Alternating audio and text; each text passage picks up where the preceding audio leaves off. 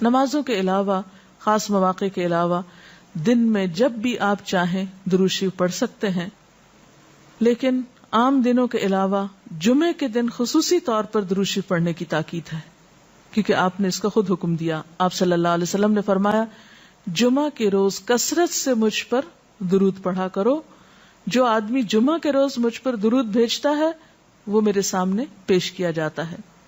اسی طرح دعا سے پہلے، دعا کے بعد، پھر جہاں کہیں آپ کا نام لیا جا رہا ہو یا لکھا جا رہا ہو یا کسی بھی طرح آپ کا ذکر آئے وہاں آپ کے لیے درود پڑھنا.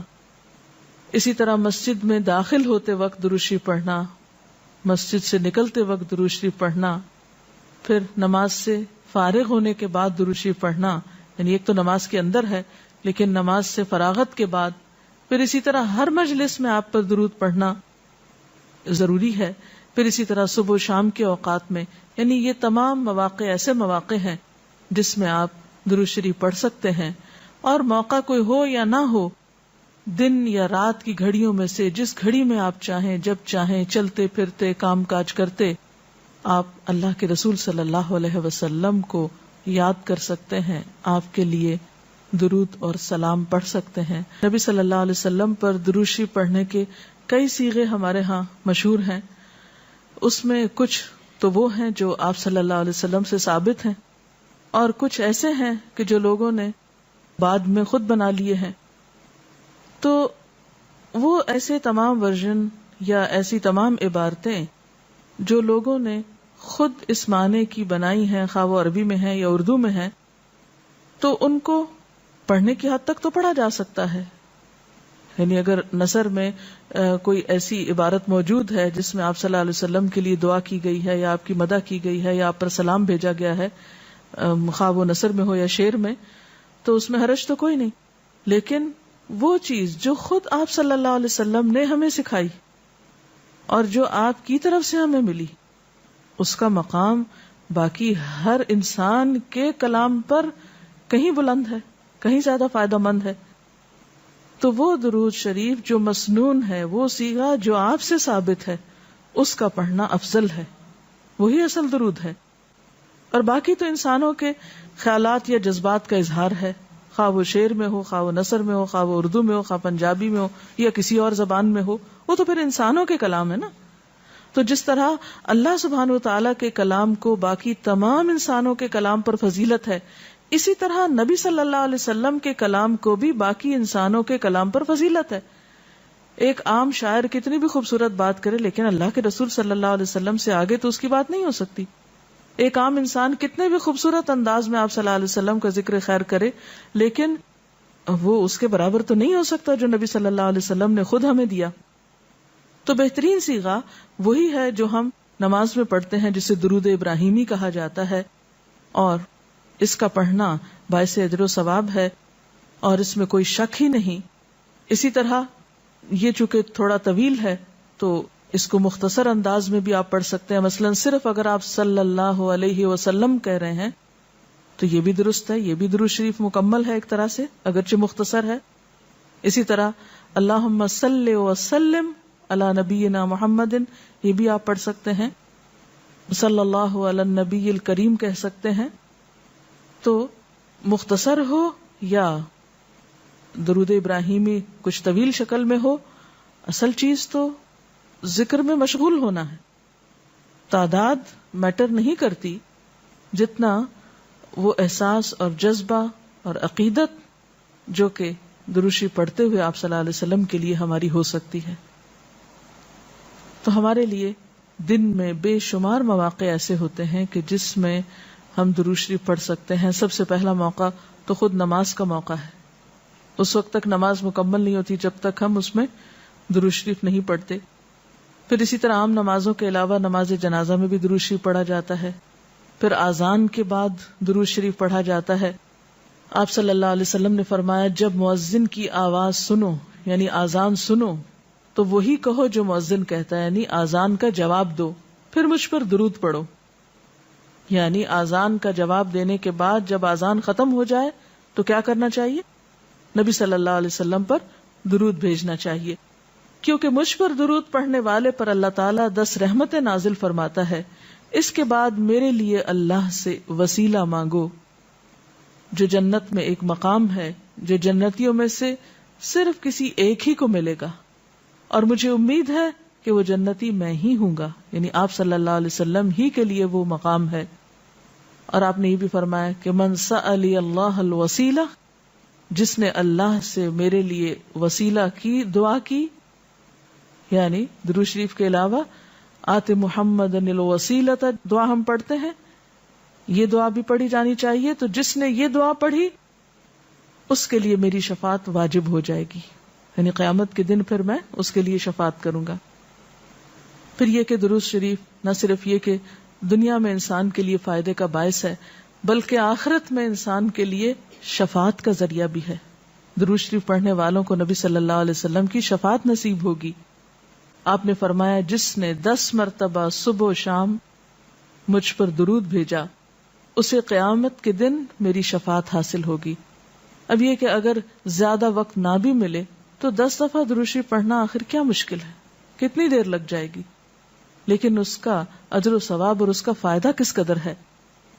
پھر اسی طرح درود شریف دعاؤں کی قبولیت کا ذریعہ بھی بنتا ہے، یعنی اگر دعا کرنے سے پہلے درود شریف پڑھا جائے اللہ تعالیٰ کی حمد و ثنا کے بعد تو اس سے دعا کی قبولیت میں اضافہ ہوتا ہے.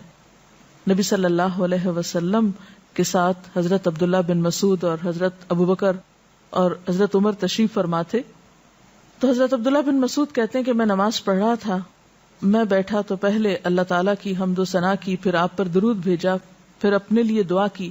تو آپ نے فرمایا اللہ سے مانگو ضرور دیے جاؤ گے، یعنی جس طریقے سے تم نے دعا کی ہے کہ پہلے اللہ تعالیٰ کی حمد و ثنا کی ہے پھر درود شریف پڑھا ہے، تو اب جو بھی تم دعا مانگو گے وہ دعا قبول ہوگی.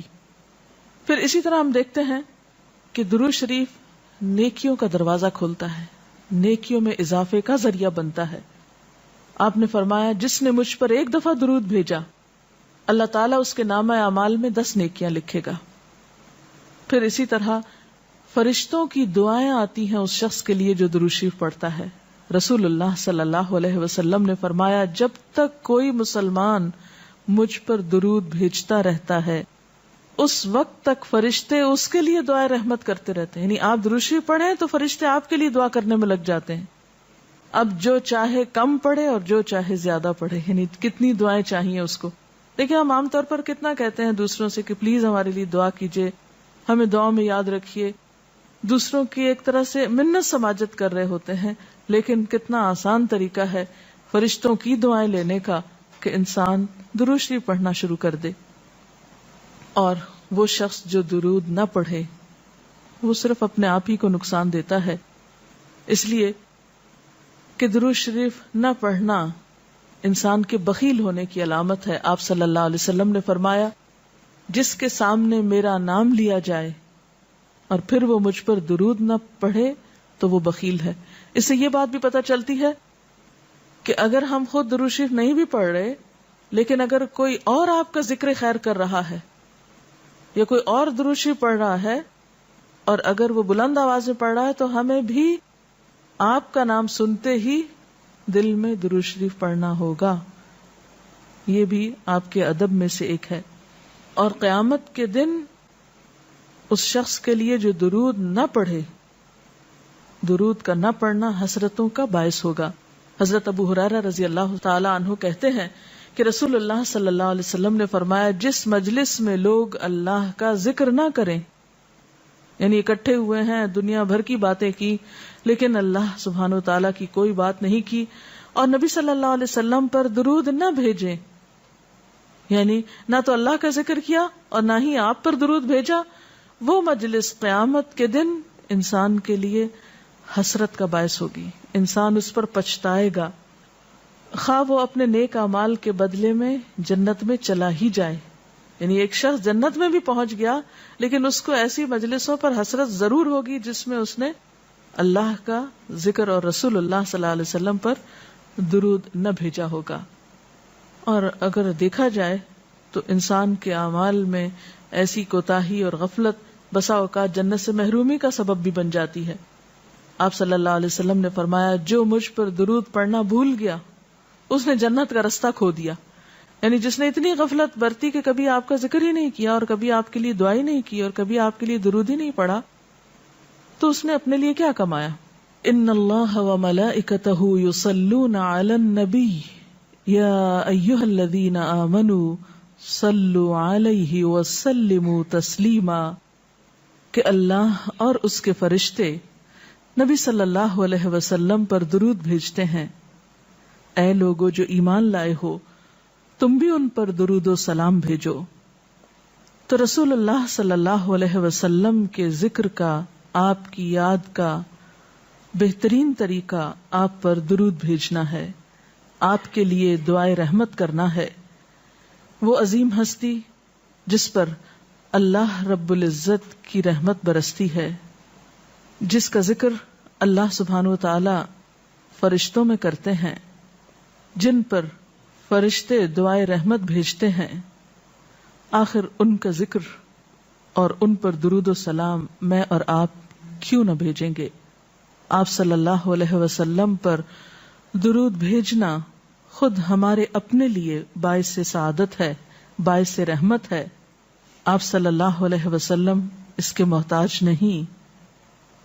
مشرق ہو یا مغرب, شمال ہو یا جنوب, دنیا کے گوشے گوشے میں آپ کا ذکر خیر ہو رہا ہے, دن رات, آذانوں میں, نمازوں میں, جہاں جہاں آپ کا نام لیا جائے. لیکن اگر ہم درود شریف پڑھتے ہیں تو اس کا فائدہ خود ہم ہی کو پہنچتا ہے, ہمارے اپنے لیے باعث رحمت ہے.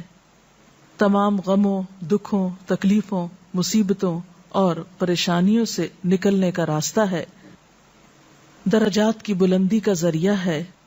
رسول اللہ صلی اللہ علیہ وسلم نے فرمایا, جس نے مجھ پر ایک بار درود بھیجا اللہ تعالیٰ اس پر 10 مرتبہ رحمت نازل فرمائے گا. ایک بار درود پڑھنے کا اجر و ثواب, اس کے 10 گناہ معاف فرمائے گا. یعنی صرف 10 رحمتیں نہیں, 10 گناہوں کی بخشش بھی ہوگی اور 10 درجے بلند فرمائے گا, یعنی درجات کی بلندی بھی.